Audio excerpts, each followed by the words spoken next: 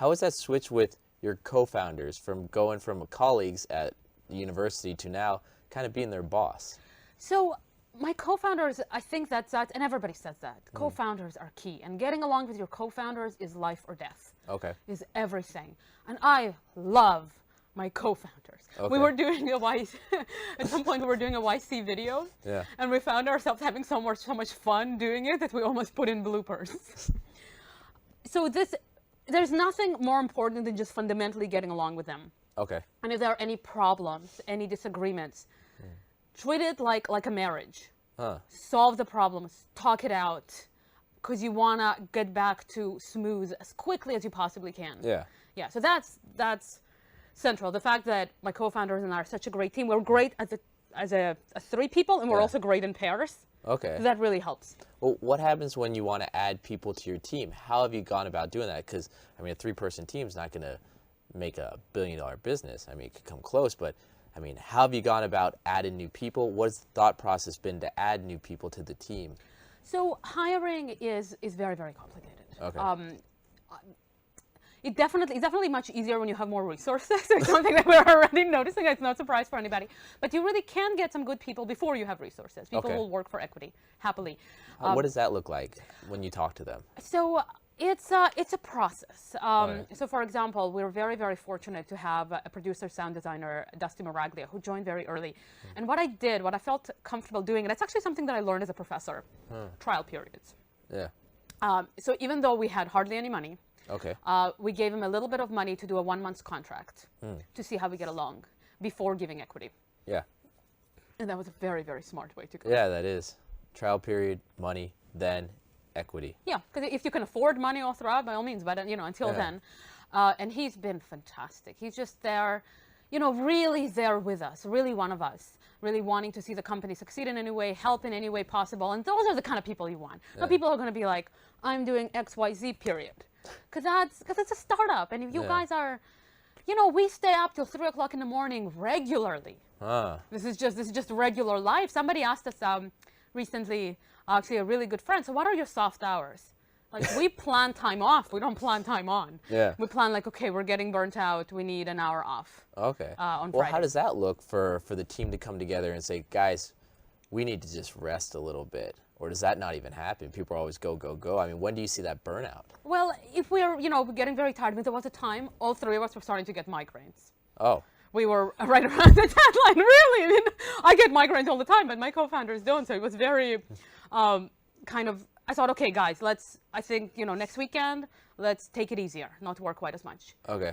Just so we can reset, because we need ourselves to be healthy. So that kind of moderation. But also, we really care about each other. Okay. So we don't want to push each other too far either. We know that we care so much that we're going to do whatever we can anyway. So would you say once you do a startup, like truly do a startup, there's really no work-life balance, or how? Work-life balance, that's hilarious. All right, good answer. I think that says it all. Well, what type of time commitment is a startup? I mean, for people that think it's all glory.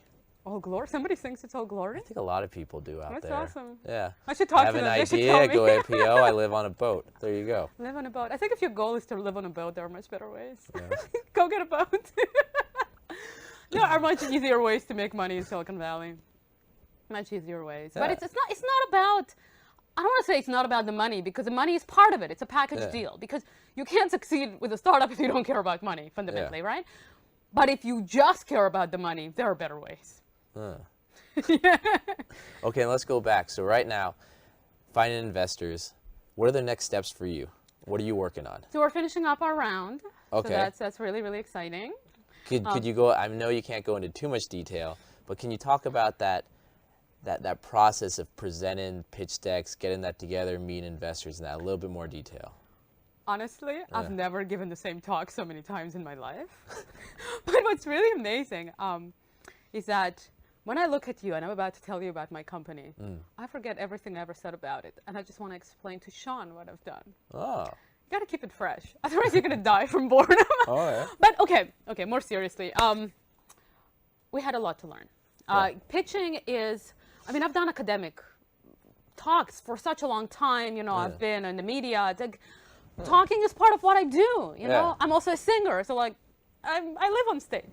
But this is very, very specific. You want to effectively communicate, and that's really important. Your business, not your product. Okay. And that was a big learning curve for me.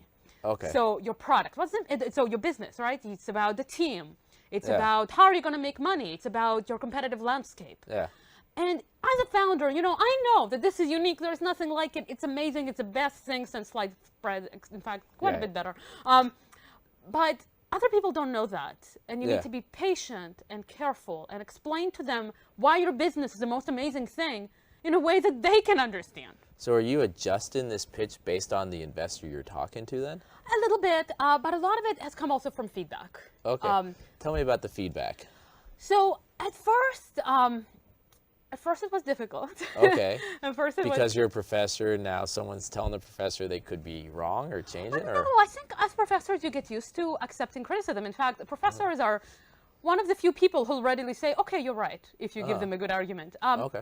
But what I wasn't used to was more the culture of it, like how it's supposed to go. There's a lot to the culture of startups, a lot to how you're supposed to behave when you talk to investors, just so that it fits what they're expecting. Well, say one or two things of how, better yet, because we're running a little bit out of time. What information do you wish someone had given you at the beginning of your journey that you know now, but you wish you had known at the beginning? Yeah, there's a lot. Okay. Where do I even start? So we ended up pivoting, for example. Okay. So that was something, I suppose everybody would have liked to know their final pivot all the way in the beginning. But that came out of a long list of meetings with investors, where finally we had an outstanding meeting where we felt like somebody was able to explain to us why our market was too small. Finally, they could explain it well. We were going to make plugins, and somebody explained to us that the most successful plugin of all time was very far from $1 billion company. And we felt from the beginning that this is a product that could work for everybody.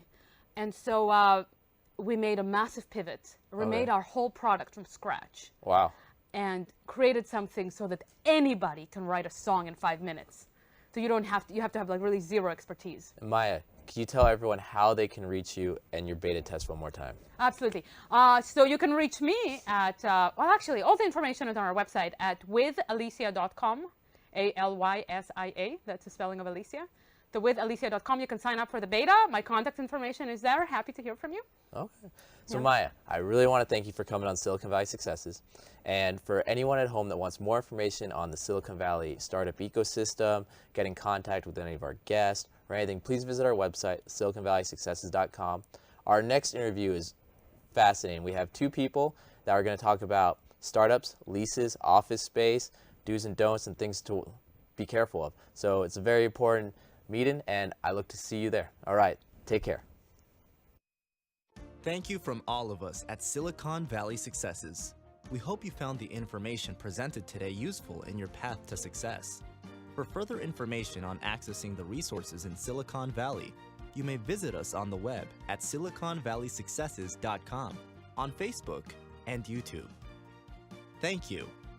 And remember, we want to help you in your journey to become the next success.